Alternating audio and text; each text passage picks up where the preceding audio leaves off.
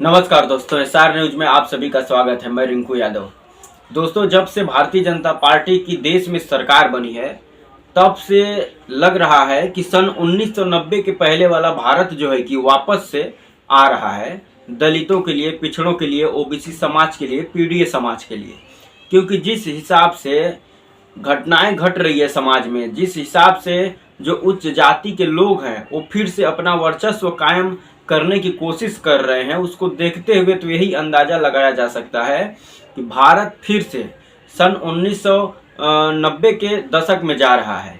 जिस हिसाब से घटनाएं देश में घट रही हैं, अभी हाल ही में इटावा में दादरपुर गांव में जो घटना घटी थी कि कथावाचक जो यादव समाज के थे उनके साथ कुछ ब्राह्मण समुदाय के लोगों द्वारा जो वहां पर घटना को अंजाम दिया गया, वो आज पूरे दुनिया में नहीं, पूरे हर लोगों के दिमाग में जो है कि उस घटना की गूंज हो रही है। हालांकि बाद में समाजवादी पार्टी के राष्ट्रीय अध्यक्ष उनको अपने कार्यालय में बुलाते हैं, उनको सम्मानित करने का काम करते हैं और उनका जो है कि हौसला बढ़ाने का काम करते हैं और उनकी लड़ाई लड़ने की भी ऐलान करते हैं। लेकिन कोई एक मामला नहीं है, ऐसी हजारों घटनाएं इस देश में घट चुकी हैं। आप सबको सागर जिले में घटना याद होगी, मध्य प्रदेश के, जहां पर एक वर्चस्ववादी बीजेपी का नेता एक दलित समुदाय के ऊपर पहले तो उससे मारपीट करता है, उसके बाद उसके ऊपर पेशाब कर देता है। हालांकि उस समय चुनाव था और भारतीय जनता पार्टी के जो वहां पर नेता थे और मुख्यमंत्री मध्य प्रदेश के शिवराज सिंह चौहान उसके जो है कि उससे मिलते हैं और उसका हौसला बढ़ाते हैं, उस मामले को रफा दफा करते हैं। लेकिन वो भी कोई एक मामला नहीं था। मध्य प्रदेश में उसके बाद भी कई ऐसे मामले निकल कर के आए हैं जहां पर कि वर्चस्ववादियों ने पीडीए समाज के लोगों का जो है कि प्रताड़ना दी। ओडिशा से अभी मामला निकल करके आया है कि किस प्रकार से एक दलित समुदाय के लोगों को पहले उनके साथ मारपीट की जाती है, उसके बाद उनको जो है कि घास चबाने के लिए बोला जाता है जानवरों की तरह।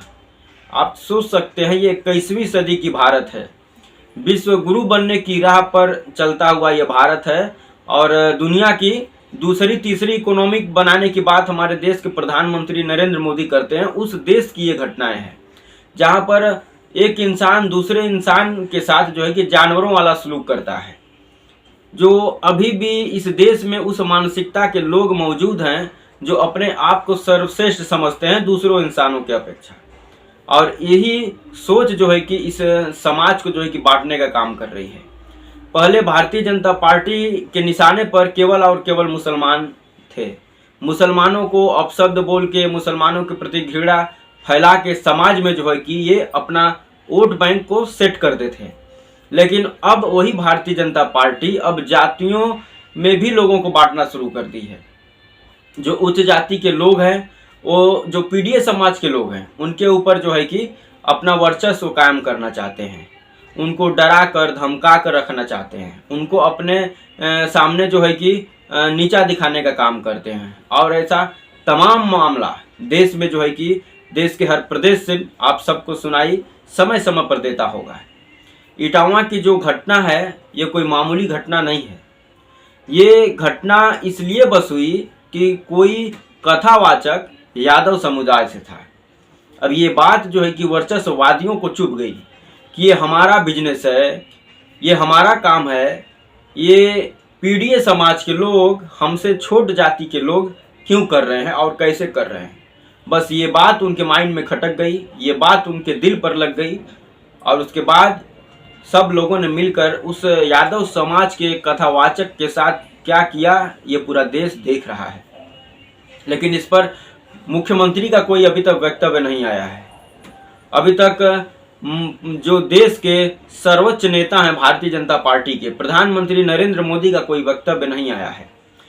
गृह मंत्री अमित शाह का कोई वक्तव्य नहीं आया है, जो 2022 के विधानसभा चुनाव में एक बयान दिया था कि यहाँ उत्तर प्रदेश से गुंडे मवालियों का खात्मा हो गया है।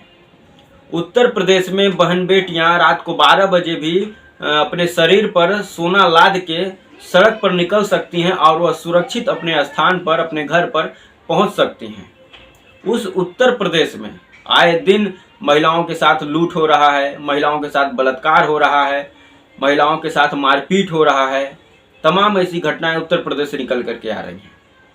उस उत्तर प्रदेश की बात हो रही है जहां पर जब राम मंदिर बनाया जा रहा था तो लोग जो है कि भारतीय जनता पार्टी के नेता, भारतीय जनता पार्टी के कार्यकर्ता ये दावा कर रहे थे कि अब उत्तर प्रदेश में राम राज्य स्थापित हो गया है।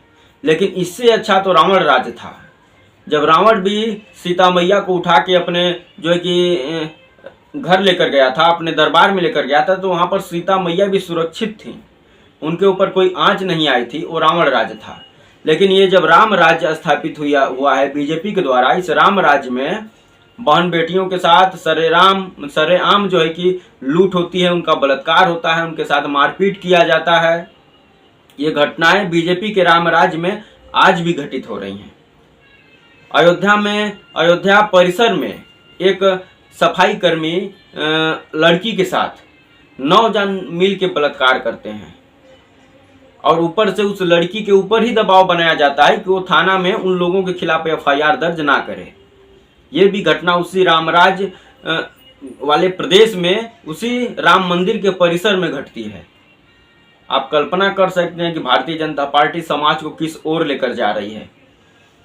एक प्रदेश का मुखिया, उत्तर प्रदेश के जब मुख्यमंत्री के पद से अखिलेश यादव जब हटे थे और अपना आवास खाली किए थे, तो योगी आदित्यनाथ उनके आवास में गंगा जल छिड़क करके तब प्रवेश किए थे। आप सोच सकते हैं क्या यादव समुदाय के लोग या OBC समुदाय के लोग आज भी उन वर्चस्ववादियों से दब के रहना पसंद करेंगे? क्या अखिलेश यादव उस बंगले में जब थे और वो बंगला खाली किए तो वहाँ पर गंगा जल क्यों छिड़कवाया गया? ये PDA समाज के लोगों को जो है कि अब सोचना चाहिए कि भारतीय जनता पार्टी कुछ समुदायों की पार्टी है बस, और मुख्यमंत्री ठाकुर योगी आदित्यनाथ भी कुछ लोगों के और कुछ समुदायों के ही मुख्यमंत्री हैं बस। वो उनके ही दुख दर्द में शामिल होंगे, ये उनके साथ ही खड़े होंगे।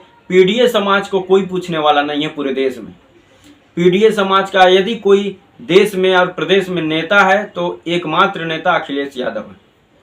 PDA समाज के ऊपर हो रहे अत्याचार को यदि प्रमुखता से कोई नेता यदि आवाज उठा रहा है और PDA समाज के साथ कोई खड़ा हो रहा है तो पूरे देश में बस एक ही नेता है, उसका नाम है अखिलेश यादव।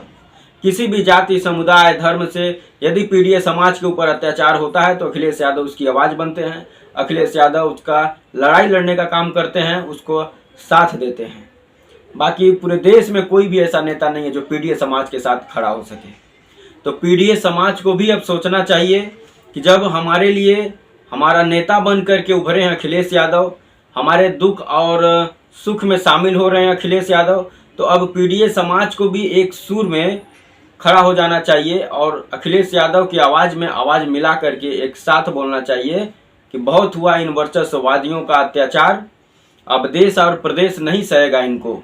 और 2027 के विधानसभा चुनाव में अखिलेश यादव का इतना साथ देना है कि प्रदेश में समाजवादी पार्टी की सरकार बन सके और जो ये सड़ी हुई मानसिकता के लोग सत्ता में बैठे हैं उनको उखाड़ कर फेंका जाए। यदि ये ज़्यादा दिन तक और टिक गए देश और प्रदेश की सत्ता में तो सन 90 के पहले वाला भारत बनने में देर नहीं लगेगा, क्योंकि ये लोग देश को अब उस दिशा में जो है कि ढकेलने का काम कर चुके हैं। अब जो उस जाति के लोग हैं उनके माइंड में ये बात घुस चुकी है कि जो ये PDA समाज के लोग हैं ये हमसे छोट जात के हैं, इनके साथ अब हम लोगों को नहीं बैठना है, इनको अब खाट पर नहीं बैठने देना है, इनको अब मंदिरों में नहीं जाने देना है, इनसे अब जो है कि कथा नहीं सुनना है। ये तमाम बातें जो है कि उनके माइंड में अब घुस चुकी है।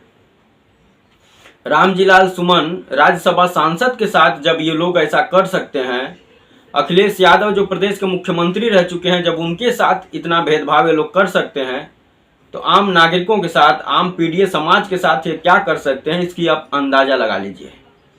तो इसीलिए एकजुट हो जाइए और अखिलेश यादव की ताकत बनिए, और जिस हिसाब से अखिलेश यादव बिना डरे बिना झुके इन वर्चस्ववादियों से लड़ रहे हैं उनकी ताकत बनिए।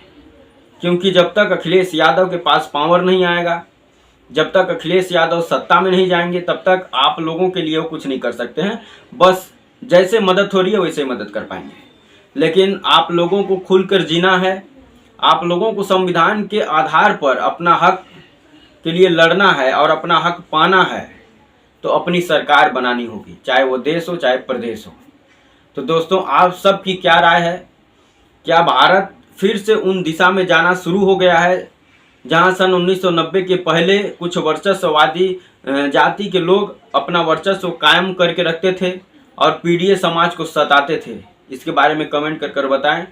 क्या ठाकुर योगी आदित्यनाथ केवल कुछ जाति के मुख्यमंत्री बन चुके हैं? क्या पीड़ित समाज अब उनको अपना मुख्यमंत्री न माने? इसके बारे में भी कमेंट कर बताएं। वीडियो अच्छा लगे तो लाइक कर दें, चैनल पर अगर नए हैं मेरे तो सब्सक्राइब कर दें और वीडियो को शेयर करना ना भूलें। जय हिंद, वंदे मातरम।